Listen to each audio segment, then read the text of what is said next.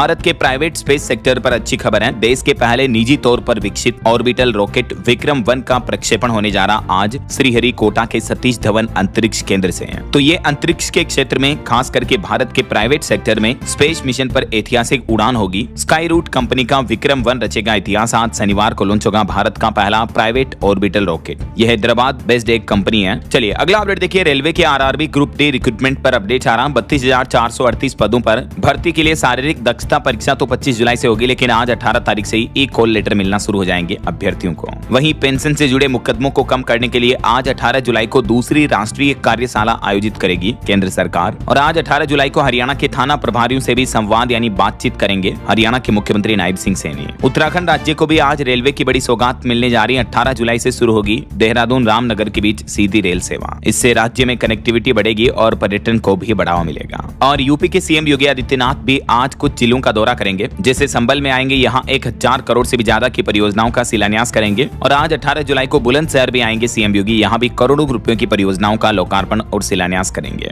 2027 के चुनाव की तैयारियां यूपी सरकार ने अभी से शुरू कर दी हैं। और दिल्ली की मुख्यमंत्री रेखा गुप्ता भी आज 18 जुलाई को यूपी मिर्जापुर दौरे पर आएंगी। यहाँ मां विंध्यावासिनी के दर्शन पूजन भी करेंगे। वहीं मध्य प्रदेश में आज 18 जुलाई को कैबिनेट से पास होगा UCC uniform civil code draft कानून। मानसून सत्र में ये बिल लेकर आ रही है मध्य प्रदेश की मोहन यादव सरकार। और मौसम विभाग की बड़ी चेतावनी, मानसून फिर से सक्रिय हुआ। अगले 14 घंटों के अंदर देश के 15 राज्यों में आंधी तूफान के साथ भारी बारिश का अलर्ट जारी किया। 70 किलोमीटर प्रति घंटा की रफ्तार से तेज हवाएं भी चलेगी। तो आगे मैं आपको बताऊंगा और भी पूरे मौसम समाचार विस्तार से हैं। फिलहाल आगे बढ़ते हैं खबरों में। देखिए अगली खबर, भारत में जल्द ही आने वाले हैं प्लास्टिक के नोट। भारतीय रिजर्व बैंक आरबीआई ने जारी किया पॉलीमर सबस्ट्रेट सीटों के लिए ग्लोबल टेंडर। जी हाँ, आरबीआई का ये कदम बताता है कि देश में जल्द ही प्लास्टिक के नोट चलना शुरू हो जाएंगे। और सबसे पहले इनकी शुरुआत 10 और 20 रुपए के नोटों से करने जा रहा रिजर्व बैंक। इनका ट्रायल शुरू होगा अगले साल 2027 में फुल स्केल पर लॉन्च की उम्मीद है। रिजर्व बैंक अपने शुरुआती फेज में सबसे छोटी वैल्यू के नोटों पर इसकी टेस्टिंग करेगा। आधिकारिक सूत्रों से मिली जानकारी के मुताबिक रिजर्व बैंक आरबीआई का ये पहला पायलट प्रोजेक्ट जो है वो 10 और 20 रुपए के छोटे वैल्यू के नोटों के साथ शुरू किया जाएगा। हालांकि आरबीआई का कहना कि नए नोट के साथ पुराने कागजी नोट भी चलते रहेंगे। तो आप इस बात को लेकर बिल्कुल भी टेंशन ना लें कि नए प्लास्टिक के नोट आने के बाद कागज के नोट कहीं बंद तो नहीं हो जाएंगे ऐसा।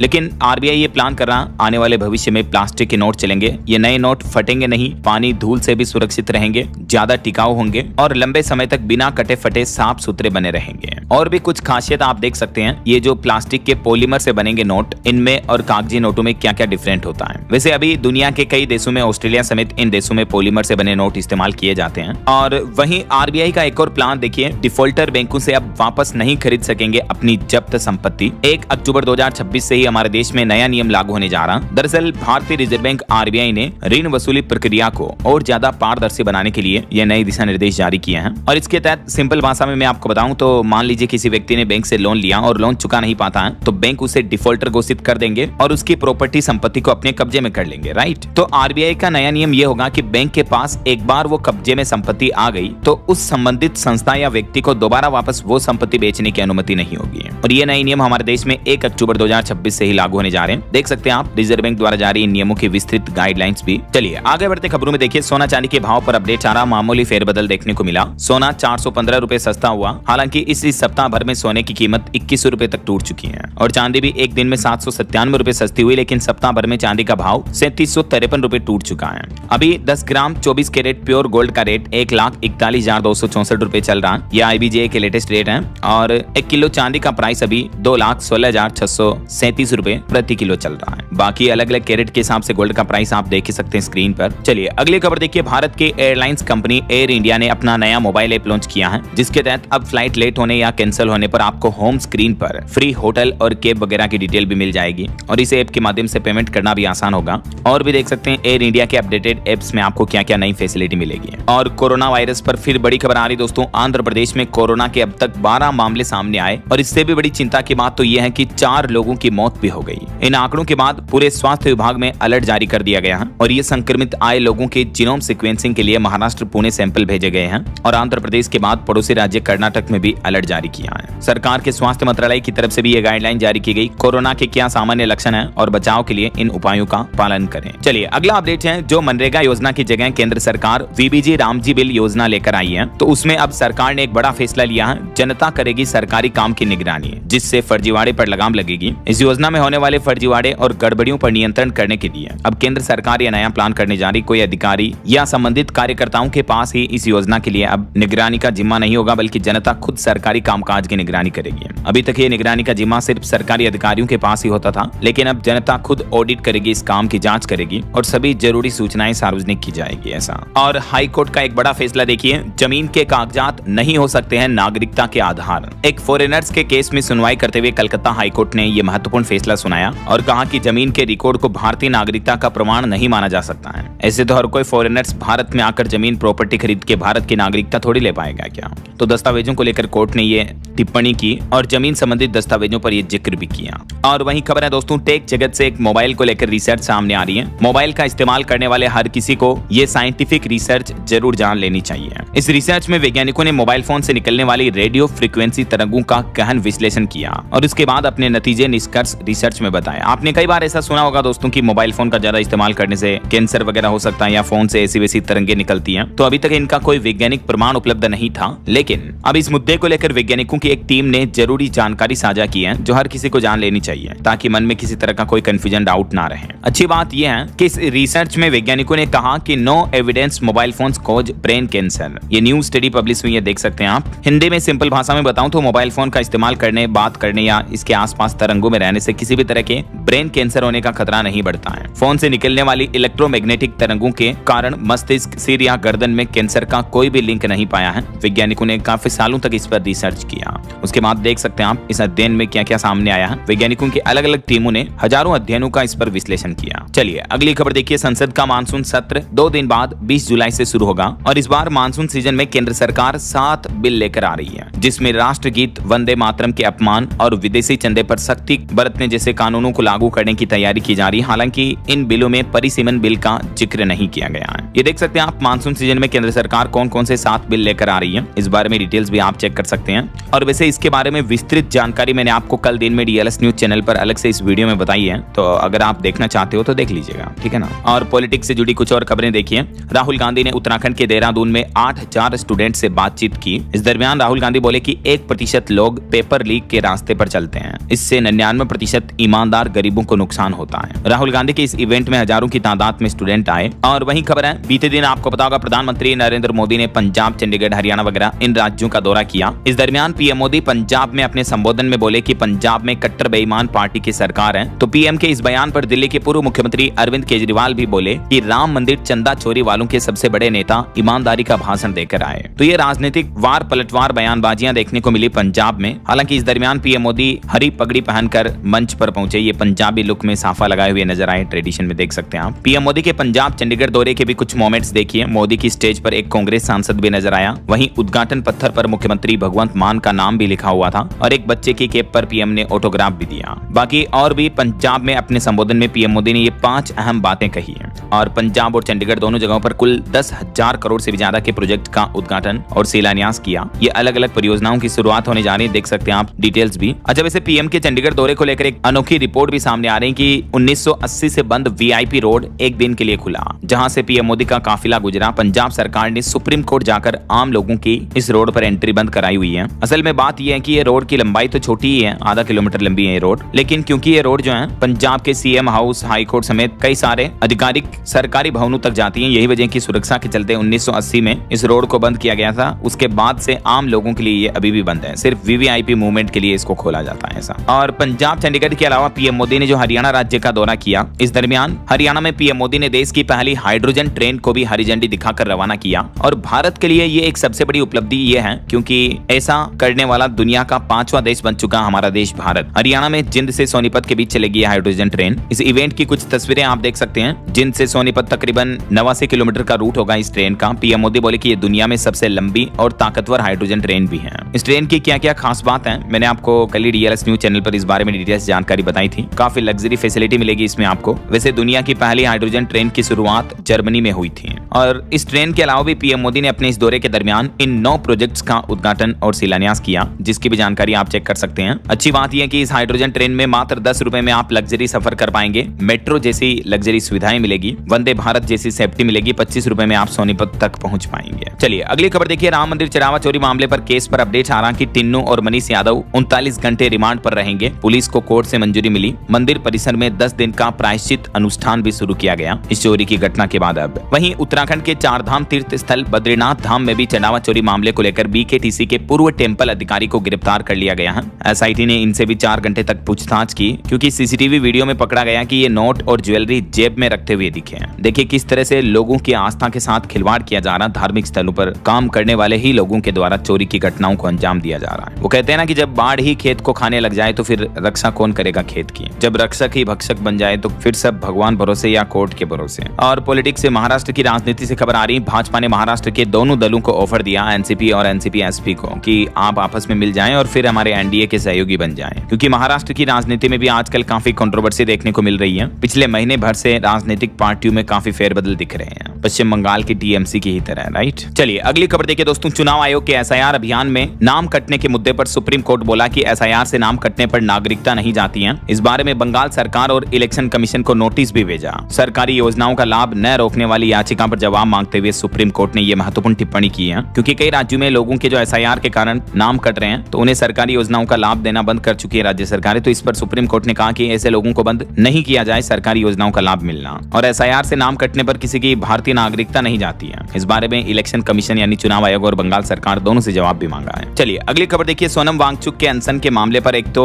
बॉलीवुड एक्टर आमिर खान बोले कि 3 इडियट्स फिल्म वांगचुक पर नहीं बनी है, और सोनम वांगचुक ने भी कहा कि मैं 20 जुलाई को कॉकरोच जनता पार्टी के संसद मार्च होने तक जिंदा रहना चाहता हूं। अभी आपको पता होगा पिछले 28 जून से ही वो भूख हड़ताल पर बैठे हैं। दिल्ली के जंतर मंतर पर सोनम वांगचुक की भूख हड़ताल और अनशन का 20वां दिन कुछ यूं रहा। अभी वो बोले कि मैं बाहर से कमजोर हूं लेकिन अंदर से मजबूत हूं। वैसे 20 दिन में वांगचुक का वजन लगभग 9 किलो तक घट चुका है। लेकिन हैरानी की और चिंता की बात यह है कि केंद्र सरकार अभी भी उनसे बातचीत नहीं कर रही है और इस मामले पर कुछ भी बयानबाजी भी नहीं कर रही है। हालांकि कई विपक्षी पार्टियों के नेताओं ने उनसे मुलाकात भी की है और सोशल मीडिया पर इस बात को लेकर चर्चा चल रही है। तो वांगचुक पर आमिर खान बोले कि मैं उनके लिए चिंतित हूं, लेकिन 3 इडियट्स फिल्म उन पर नहीं बनी है। फिल्म के दौरान तो मैं उन्हें जानता भी नहीं था। चलिए अगली खबर देखिए। छत्तीसगढ़ राज्य में जो E20 पेट्रोल से कार खराब होने का दावा किया गया और मारुति कंपनी को नई गाड़ी देने का आदेश दिया था, आपको पता होगा, उपभोक्ता न्यायालय ने। तो इस मामले को लेकर अब मारुति कंपनी का कहना कि हम इस आदेश को चुनौती देंगे कोर्ट में। अभी एक दिन पहले ये बड़ा फैसला सुनाया था, मैंने आपको कल के न्यूज अपडेट में बताया भी था। राइट, चलिए अगली खबर देखिए दोस्तों। मध्य प्रदेश के धार में बहुत सारा विवाद मामले में अब सुप्रीम कोर्ट के अंतरिम आदेश के बाद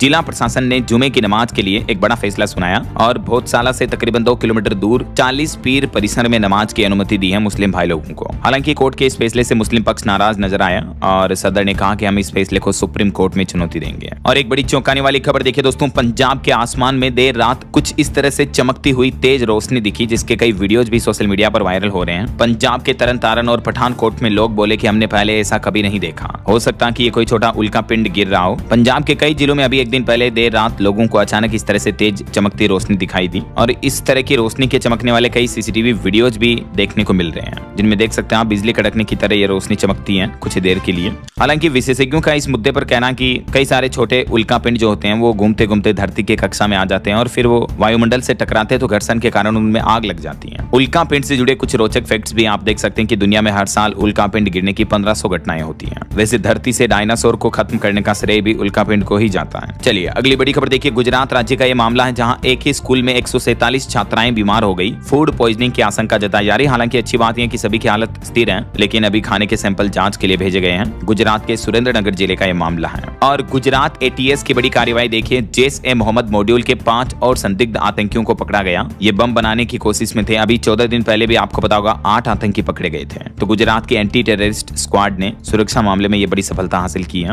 वहीं जनगणना 2027 पर अपडेट आ रहा कि अभी तक 29 राज्यों और केंद्र शासित प्रदेशों में पहला चरण पूरा हो चुका है जनगणना का। तमिलनाडु और त्रिपुरा में सेल्फ एन्यूमरेशन शुरू हो गया। अब मुख्यमंत्री विजय जोसेफ ने भी जनगणना के लिए अपना खुद का रजिस्ट्रेशन किया और अपनी निजी जानकारी ऑनलाइन दर्ज कराई। अभी जनगणना 2026-27 का जो अभियान चल रहा है इसमें आपको इन 33 प्रमुख सवालों के जवाब देने होंगे। मैंने आपको इस बारे में डीएलएस न्यूज चैनल पर काफी बार बताए भी हैं रूल्स रेगुलेशंस वगैरह। वहीं उड़ीसा पुरी जगन्नाथ रथ यात्रा पर अपडेट आ रहा दोस्तों। तीनों रथ गुडिंचा मंदिर पहुंच चुके हैं। अब तीनों देवता 7 दिन अपने मौसी के घर ही रहेंगे और यात्रा के दूसरे दिन भी तकरीबन 9 लाख श्रद्धालु जुटे हैं। चलिए अगली खबर देखिए। ईपीएफओ का प्लान। ईपीएफओ ने विश्वास 2026 नया पोर्टल नई स्कीम लॉन्च की है, योजना शुरू की है, जिसके तहत फंसा पैसा मिलेगा, पुराने पेंडिंग क्लेम भी जल्दी सुलझेंगे। ईपीएफओ ने पुराने लंबित दावों और विवादों को सुलझाने के लिए ये विश्वास 2026 योजना शुरू की है। ये योजना अगले 6 महीने तक खुली रहेगी और हर्जाने व जुर्माने से संबंधित मामलों का निपटारा किया जाएगा। विश्वास स्कीम के माध्यम से पेनल्टी विवादों का भी आसानी से निपटारा होगा। देख सकते हैं केंद्र सरकार द्वारा इस बारे में डिटेल गाइडलाइंस भी जारी की गई है। बहरहाल अभी तो अपन कुछ और महत्वपूर्ण और काम की खबरें देखेंगे दोस्तों, लेकिन फिलहाल वक्त तो चला है आज के ताजा मौसम समाचार जानने का।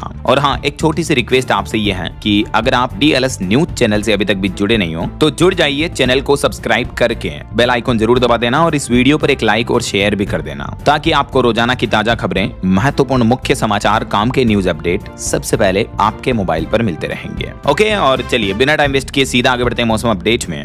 तो देखिए दोस्तों, वैसे तो अभी मानसून कमजोर था इतने दिन से, लेकिन अब देश के 60% हिस्से पर फिर से मानसूनी बादल छाए। तो अब मौसम विभाग का कहना है कि यूपी, बिहार समेत कई राज्यों में अगले 7 दिन सप्ताह भर तेज बारिश का अलर्ट रहेगा। और जम्मू कश्मीर में पिछले 15 दिन में 16 बार बादल फटने की घटनाएं भी देखने को मिली। वैसे तो आपको पता होगा इस साल एल नीनो की वजह से मानसून थोड़ा कमजोर ही चल रहा है। सीजन में सामान्य से 23% तक कम बारिश देखने को मिली। कई राज्यों में, कई जिलों में सूखा पड़ा हुआ है। लेकिन क्योंकि अब मानसून वापस सक्रिय हुआ तो यूपी, बिहार समेत कई राज्यों में फिर से भारी बारिश की शुरुआत होगी। हालांकि कुछ राज्यों में बाढ़ के हालात भी चल रहे हैं, जैसे असम में सैकड़ों गांव डूबे हुए हैं। लेकिन अभी मौसम विभाग का कहना है कि मानसून फिर से रफ्तार पकड़ेगा। 2 दिन बाद 20 जुलाई से उत्तर और मध्य भारत में फिर से भारी बारिश का अलर्ट रहेगा। बंगाल की खाड़ी में निम्न दबाव बनने के कारण अब इस जुलाई महीने के अंतिम 10 दिनों में 20 से 30 जुलाई तक अच्छी भारी बारिश की संभावना रहेगी उत्तर पूर्व और मध्य भारत में। चलिए कुछ अलग अलग राज्यों की मौसमी स्थितियां देखिए। मध्य प्रदेश में भी 9 दिन बाद मानसून एक्टिव हुआ। बालाघाट, उमरिया, डिंडोरी में झमाझम बारिश देखने को मिली। आज भी 31 जिलों में अलर्ट है। हालांकि इस सीजन सामान्य से 13% कम बारिश हुई है, लेकिन अब ये मानसून दोबारा से शुरू हो रहा है तो हो सकता है ये बारिश की भरपाई पूरी हो जाए। आज 18 जुलाई को मध्य प्रदेश के इन जिलों में भारी बारिश की चेतावनी है। बाकी अधिकांश जिलों में सामान्य बारिश का अलर्ट भी है और यही बारिश का सिलसिला एमपी में 19-20 तारीख तक भी जारी रहेगा। और मध्य प्रदेश के अलावा राजस्थान को लेकर भी मौसम विभाग का अपडेट है कि 21 जुलाई के बाद फिर रफ्तार पकड़ेगा मानसून। 22-23 जुलाई से पश्चिमी राजस्थान में बारिश और बढ़ेगी। हालांकि आज भी राजस्थान में कुछ जिलों में बारिश देखने को मिली। देखिए आप, बीते कुछ घंटों में कोटा में तेज बारिश हुई और मानसून फिर से एक्टिव होगा। वैसे अब तक राजस्थान में सामान्य से काफी कम बरसात देखने को मिली है। 18% कम बारिश हुई है राजस्थान में इस मानसूनी सीजन में अब तक। और इस कम बारिश की वजह से किसान भाई लोगों की फसलें वगैरह भी सूखने लगी है। हालांकि मौसम विभाग का कहना कि 19-20 जुलाई के बाद मानसून मौसम फिर से बदलेगा, तो 21 तारीख के बाद राजस्थान के कई जिलों में बारिश भी होगी। ऐसा 20 तारीख को भी राजस्थान के इन पूर्वी और उत्तरी जिलों में बारिश का येलो अलर्ट है। और उत्तर प्रदेश की एक बड़ी दुख भरी घटना देखिए दोस्तों, एक 12 साल के बच्चे को मगरमच्छ जिंदा खा गया। यूपी के बहराइच में बच्चा नदी के पास शौच करने गया था, तभी मगरमच्छ ने पैर जबड़े में दबाकर उसको खींच लिया। यूपी के बहराइच में रोंगटे खड़े करने वाली घटना सामने आई है। वैसे उत्तर प्रदेश में भी अभी मानसून वापस सक्रिय हुआ तो मौसम विभाग ने 10 जिलों में बारिश की चेतावनी दी है। कई जगहों पर नदियां भी उफान पर चल रही हैं। यूपी प्रयागराज में एक जगह कार नाले में धंस गई और बाराबंकी के भी 87 गाँव में बाढ़ का खतरा बढ़ा है। यूपी के रामपुर में भी देखिए बाढ़ का खतरा बढ़ा। 180 संवेदनशील गाँव की निगरानी के लिए 280 आपदा मित्र भी तैनात किए गए हैं। चौकियों पर भी अलर्ट जारी किया गया। अभी उत्तर प्रदेश के लगभग सभी 75 शहरों में बारिश का अलर्ट जारी कर रखा मौसम विभाग ने। हल्की से मध्यम और कुछ जगहों पर भारी बारिश, बिजली गिरने की भी चेतावनी है येलो जोन वाले एरिया में। वहीं देखिए छत्तीसगढ़ में भी बिलासपुर में बाढ़ जैसे हालात चल रहे हैं। एक जगह बहने से महिला की मौत हो गई। नेशनल हाईवे पर भी पानी भर गया। कुछ जिलों में स्कूलों में छुट्टियां घोषित की गई। 5 मेमू ट्रेनें भी कैंसिल रही है। छत्तीसगढ़ के बिलासपुर में तो 20 सालों बाद ये बाढ़ जैसे हालात देखने को मिल रहे हैं। तस्वीरें देखकर आप अंदाजा लगा सकते हैं। शहर के हर इलाके, गली मोहल्ले में पानी भरा हुआ है। कई जगहों पर रेलवे ट्रैक भी डूब गए। 5 ट्रेनें भी रद्द रही। सड़कों पर इतना पानी भरा हुआ, लोगों के घरों में भी पानी घुस गया। तस्वीरें देखकर आप अंदाजा लगा सकते हैं। अच्छा, आप देखिए बिहार में भी बगहा में तेज बारिश देखने को मिली। बिहार के 4 जिलों में अलर्ट है। 50 किलोमीटर प्रति घंटा की रफ्तार से तेज हवाएं चल सकती हैं। राजधानी पटना में उमस भरी गर्मी देखने को मिल रही है। 37 डिग्री पहुंचा पारा। और पहाड़ी राज्यों की बात करें तो हिमाचल प्रदेश में भी अब अगले 2 दिन बारिश का अलर्ट रहेगा। कांगड़ा में रात भर बादल बरसे। कई इलाकों में बिजली भी गुल हो गई। 8 जिलों पर खतरे की घंटी मंडराई हुई है। कई जगहों पर लैंडस्लाइड का भी खतरा है। तो हिमाचल में मौसम विभाग का कहना है कि अनावश्यक यात्रा करने से बचें। नदियों और नालों का जल स्तर भी बढ़ गया इन कई जिलों में। तो विभाग ने चेतावनी दी है कि भारी बारिश, भूस्खलन के कारण अचानक बाढ़ आ सकती है। पर्यटक वगैरह भी सावधान रहें। ऐसा और ऐसे ही उत्तराखंड में भी देखिए दोस्तों, देहरादून, मसूरी वगैरह में बारिश देखने को मिली। पिथौरागढ़ में स्कूलों की छुट्टियां घोषित की गई। 10 जिलों में येलो अलर्ट है। आकाशीय बिजली गिरने की भी चेतावनी है उत्तराखंड के कई जिलों में। मौसम विभाग की तरफ से येलो अलर्ट जारी कर रखा है। आज 18, कल 19 और परसों 20 जुलाई को अगले 3 दिन उत्तराखंड में मौसम का हाल क्या रहेगा देख सकते हैं आप जानकारी। बाकी अभी हमारे भारत के इन पूर्वोत्तर भारत के राज्यों में बारिश का ऑरेंज अलर्ट है। और आज और कल 18, 19 जुलाई को अगले 2 दिन देश भर में मौसम का हाल कैसा रहने वाला है, इसकी जानकारी भी आप देख सकते हैं स्क्रीन पर। अच्छा वैसे दोस्तों आपके यहाँ भी मौसम का हाल क्या चल रहा है, मतलब बारिश वगैरह हो रही है या गर्मी का माहौल है, कमेंट करके बताइएगा जरूर आपके राज्य और जिले का नाम। चलिए मौसम अपडेट के बाद आगे बढ़ते हैं खबरों में, कुछ मार्केट अपडेट्स पर नजर डाल लेते हैं। तो देखिए भारतीय शेयर बाजार में अच्छी तेजी देखने को मिली। बीते दिन सेंसेक्स 964 अंक चढ़कर 78,151 पर बंद हुआ। निफ्टी भी 261 अंक चढ़ा। वहीं देखिए रिलायंस कंपनी का मुनाफा सालाना आधार पर 22% घटकर 20,946 करोड़ रुपए रहा और एप्पल कंपनी दुनिया की सबसे मूल्यवान सबसे वैल्यूएबल कंपनी बन चुकी है एनवीडिया को पीछे छोड़कर। वहीं देखिए Chinese AI company deep seek के सीईओ बने सबसे अमीर एआई स्टार्टअप के फाउंडर। नाम है इनका लियांग। इनकी संपत्ति 3.5 लाख करोड़ से भी ज्यादा हो चुकी है डीप सीक एआई की बदौलत। और एआई पर एक और बड़ी खबर देखिए दोस्तों, अमेरिका को टक्कर देने के लिए चीन अपना एक नया एआई मॉडल लेकर आया है किमी K3 नाम से। ये इतना पावरफुल मॉडल है कि इंसानों की तरह आंखों से देख सकता है, मतलब चीजों को समझ सकता है। इसके पास इंसानों जैसा दिमाग है, कोडिंग और रिसर्च तो मिनटों में कर सकता है। ये चीन की कंपनी मूनसूट एआई ने अपना नया किमी K3 एआई मॉडल पेश किया है। चलिए आगे बढ़ते खबरों में देखिए आप अगली बड़ी खबर, Indian bullet train project late होने से जापान के पूर्व मंत्री नाराज हुए हैं। उन्होंने कहा कि हमने तो मेहनत की लेकिन भारतीय मंत्रियों का रवैया खराब है, वो अपनी वादों और शर्तों से पलट गए। भारत के बुलेट ट्रेन प्रोजेक्ट में देरी को लेकर ये जापानी मंत्री का बयान देखने को मिला। और पाकिस्तान की एक नापाक हरकत देखिए दोस्तों, जम्मू कश्मीर के विवादित एरिया गिलगित और बाल्टिस्तान को पाकिस्तान ने अपना 5वां राज्य बनाने की तैयारी शुरू कर दी है और इसको लेकर पाकिस्तान सरकार ने विधानसभा में प्रस्ताव भी पास कर दिया। अब संसद से संविधान संशोधन की मांग की जा रही है। आपको पता होगा जम्मू कश्मीर के इन हिस्सों पर पाकिस्तान ने अवैध कब्जा कर रखा है, तो गिलगित और बाल्टिस्तान इन इलाकों को पाकिस्तान देश अपना 5वां राज्य प्रांत बनाने की प्रक्रिया शुरू कर चुका है। ये देख सकते हैं पाकिस्तान ने अपने संसद में इस प्रस्ताव को पास भी किया और इस पर कई बड़े दिग्गज नेताओं ने हस्ताक्षर भी किए। पिछले कई दिनों से आपको पता होगा पीओके की जनता वैसे भी पाकिस्तान सरकार के फैसलों का विरोध कर रही है। इस बीच पाकिस्तान ने संसद में ये प्रस्ताव पास किया। चलिए अगली खबर देखिए, बांग्लादेश की पूर्व प्रधानमंत्री शेख हसीना की वापसी पर अब बांग्लादेश सरकार ने बड़ा ऐलान किया। कहा कि उनके बांग्लादेश पहुंचते ही उनकी गिरफ्तारी होगी। गृह मंत्री के बयान के बाद राजनीतिक हलचल भी बढ़ गई। कुछ और अंतर्राष्ट्रीय न्यूज अपडेट देख लेते हैं फटाफट से देखिए आप। अमेरिका ईरान जंग पर बड़ी खबर आ रही कि अमेरिका ने भारत के निवेश वाले चाबहार पोर्ट पर भी अटैक किया, यहाँ के कंट्रोल टावर को निशाना बनाया और ये लगातार छठी रात रही जब ईरान पर एयर स्ट्राइक हवाई हमले कर रहा अमेरिका पिछले लगातार 6 दिनों से है। और अभी अमेरिका ने दक्षिण पूर्व ईरान के चाबहार पोर्ट को भी निशाना बनाया, जो कि वो पोर्ट है जहां भारत ने भी निवेश कर रखा है। रिपोर्ट्स आ रही हैं कि अमेरिका की एयर स्ट्राइक की वजह से इस पोर्ट को काफी बड़ा नुकसान हुआ, निगरानी टावर भी ढह गया। हालांकि इस मामले पर हमारे विदेश मंत्रालय का भी अब बयान सामने आया। विदेश मंत्रालय के प्रवक्ता रणधीर जायसवाल बोले कि चाबहार पोर्ट पर यूएस के हमलों से भारतीय टर्मिनल सुरक्षित है। उन्होंने खुद ये जानकारी दी। वहीं अमेरिका के राष्ट्रपति डोनाल्ड ट्रंप की हत्या करने पर $1 करोड़ का इनाम घोषित हुआ। ईरानी जनरल और इराकी कमांडर की हत्या का बदला लेने का दावा किया जा रहा है, एक इराकी संगठन की तरफ से ये घोषणा की है। वहीं अमेरिका के राष्ट्रपति डोनाल्ड ट्रंप प्रशासन ने वीजा के नियम भी बदल दिए हैं, जिससे भारतीय छात्रों पर भी काफी बड़ा असर पड़ेगा। चीनी नागरिकों को तो बड़ा झटका दिया और वीजा नियमों में यह बदलाव किया अमेरिका की सरकार ने। अब छात्रों के लिए केवल 4 साल का ही वीजा मिलेगा, जबकि चीनी नागरिकों पर तो 90 दिन की लिमिट लगा दिया। अमेरिका में दशकों पुराने नियमों को डोनाल्ड ट्रंप ने बदल दिया है। देख सकते हैं ट्रंप का क्या कहना कि आखिर ये फैसला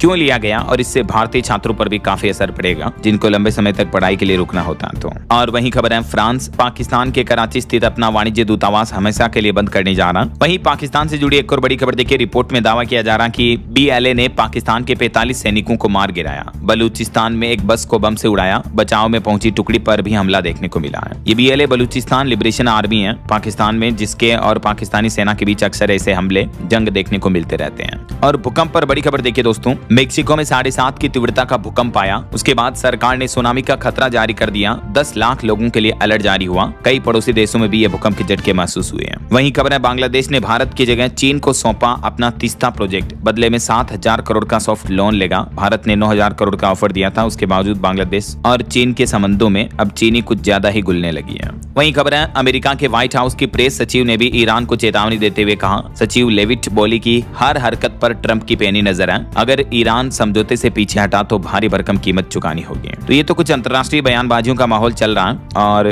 कुछ बड़े हादसों और दुर्घटनाओं से जुड़ी खबरें देखें दोस्तों। हाल ही में महाराष्ट्र के पुणे में जो सिया केतन का मामला देखने को मिला था, उस पर अब रिपोर्ट सामने आ रही कि सुपारी किलर ने केतन को मारने से पहले मना किया था। अब वही खुद सिया और चेतन के खिलाफ गवाह बनेगा। पुलिस के पास तीनों की मुलाकात के फुटेज भी पकड़े जा चुके हैं। वहीं एक और ऐसी ही घटना देखने को मिली आंध्र प्रदेश में भी। एक पत्नी ने प्रेमी को लाइव लोकेशन भेजकर अपने ही पति की हत्या करवा दी। दर्शन के लिए मंदिर जाने का बहाना बनाया था। आंध्र प्रदेश के चित्तूर जिले में ये घटना देखने को मिली। एक पत्नी ने अपने प्रेमी के साथ मिलकर पति रमेश की हत्या कर दी। आजकल ऐसे मामले देश में बहुत ज्यादा ही देखने को मिल रहे हैं। कल ही मैंने आपको एक और घटना बताई थी ऐसी। वहीं ये महाराष्ट्र के नांदेड़ जिले की घटना देखिए। एक सरकारी स्कूल के टीचर ने अपने 2 बच्चों समेत अपनी खुद की जीवन लीला समाप्त कर ली। अपनी खुद की कार में बिठाकर नदी में कूद गया टीचर और व्हाट्सएप पर इस तरह का स्टेटस भी डाला था यार। इस हादसे में टीचर और उसके दोनों बच्चों की मौतें हो गई। ये देख सकते हैं आप, दोनों बेटा बेटी कितने मासूम और प्यारे हैं। आजकल लोग बाग पता नहीं किस बात को लेकर जिंदगी से बहुत जल्दी हार जाते हैं। ये है वो टीचर, सरकारी मार साहब। और एक बड़ी चोरी की घटना देखिए दोस्तों। मध्य प्रदेश के शिवपुरी में सिंधिया रियासत की 400 साल पुरानी तोप को ही चोरों ने चोरी कर लिया। 3000 फीट नीचे उतारा किले से तोप को। और हैरानी की बात देखिए आप, इस तोप का वजन है तकरीबन 3500 किलो,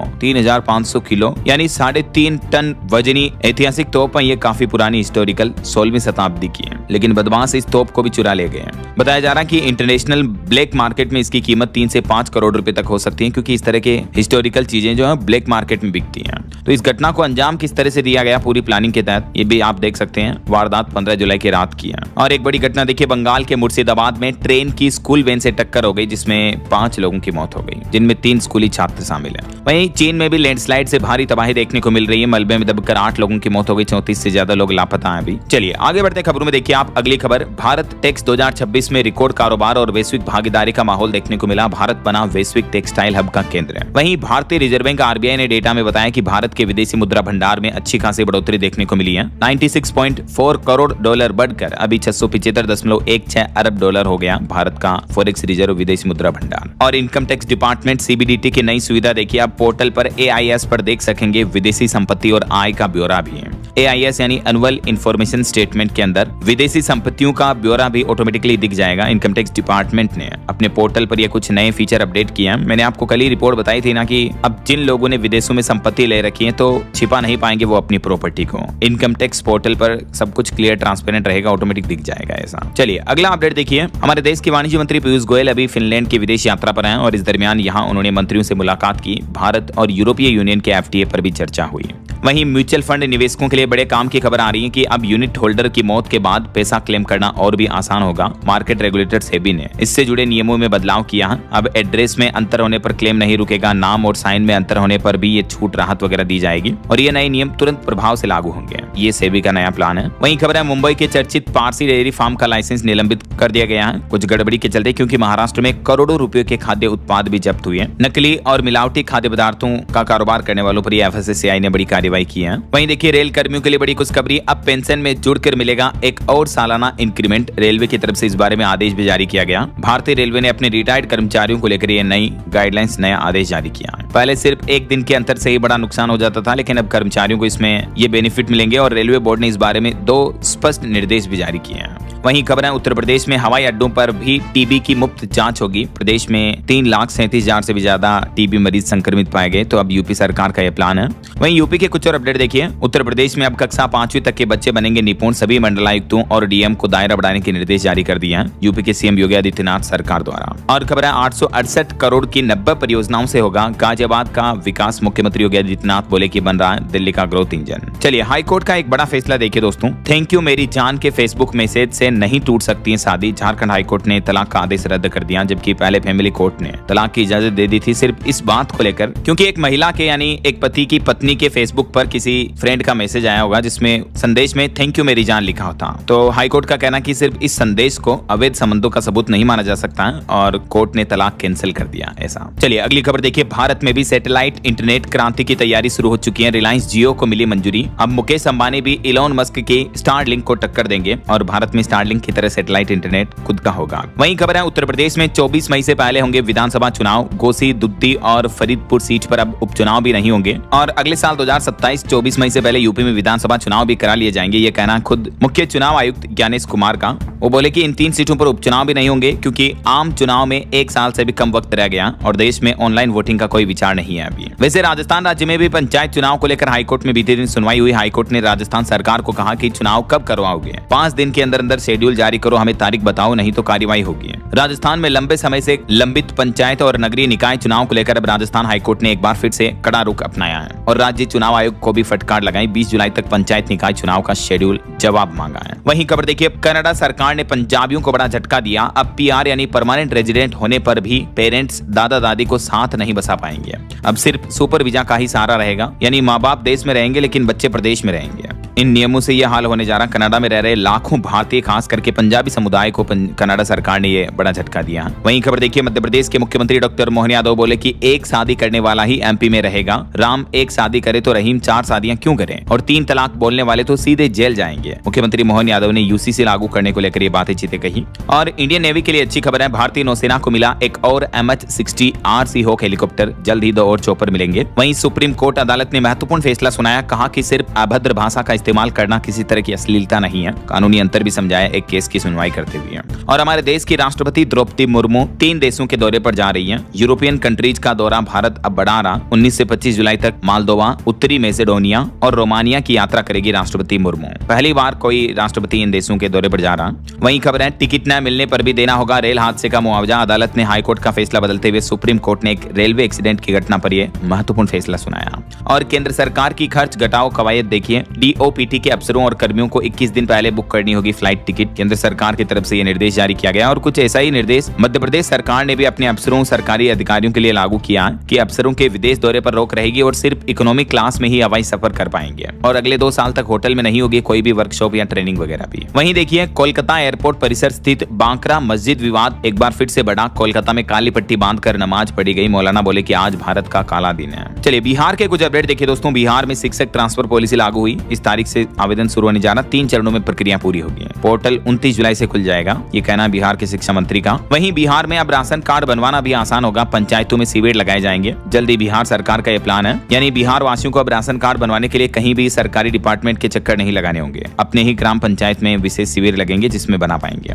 और बिहार में DL यानी ड्राइविंग लाइसेंस के नियम भी बदलेंगे। अब ट्रेनिंग सेंटर से प्रशिक्षण का सर्टिफिकेट लेना अनिवार्य होगा, तभी बिहार वासियों को ड्राइविंग लाइसेंस वगैरह मिलेगा। यह नया नियम 1 अगस्त से ही लागू होने की संभावना है। और बिहार के कलाकारों के लिए भी बड़ी खुशखबरी है। राजधानी पटना में बनेगा कला विश्वविद्यालय और सारण में भिखारी ठाकुर संग्रहालय भी बनाया जाएगा। वहीं खबर है, बिहार में आपके इनोवेशन को मिलेगा राष्ट्रीय मंच। 6ठी से 12वीं के छात्र 15 सितंबर तक इस योजना के लिए ऑनलाइन भी आवेदन कर सकते हैं इस ऑनलाइन पोर्टल के माध्यम से। वैसे बिहार के अलावा अन्य राज्यों के स्टूडेंट भी इस पोर्टल पर योजना के बाबत ज्यादा डिटेल्स चेक कर सकते हैं। चलिए अगली खबर देखिए। वैश्विक मंच पर भारत की ताकत देखिए। फार्नबरो एयर शो में दिखेगा तेजस विमान का दम। कोच्चि में जुटेगी 40 देशों की नौसेना। ऑपरेशन सदर्न रेडीनेस 2026 की मेजबानी इस बार हमारा देश इंडिया करने जा रहा। 20 से 24 जुलाई तक आयोजन होगा ये। और एक चौंकाने वाली रिपोर्ट आ रही कि भारत में तपती रातें छीन रही हर व्यक्ति की सालाना 93 घंटे की नींद। क्लाइमेट चेंज की वजह से गर्मी बढ़ रही है और इस वजह से भारतीय लोगों की नींद डिस्टर्ब हो रही है। वैज्ञानिकों ने यह चौंकाने वाली रिपोर्ट जारी की। और भारत के चाय एक्सपोर्ट पर भी रिपोर्ट आ रही कि इराक, ईरान समेत पश्चिमी एशिया में भारतीय चाय की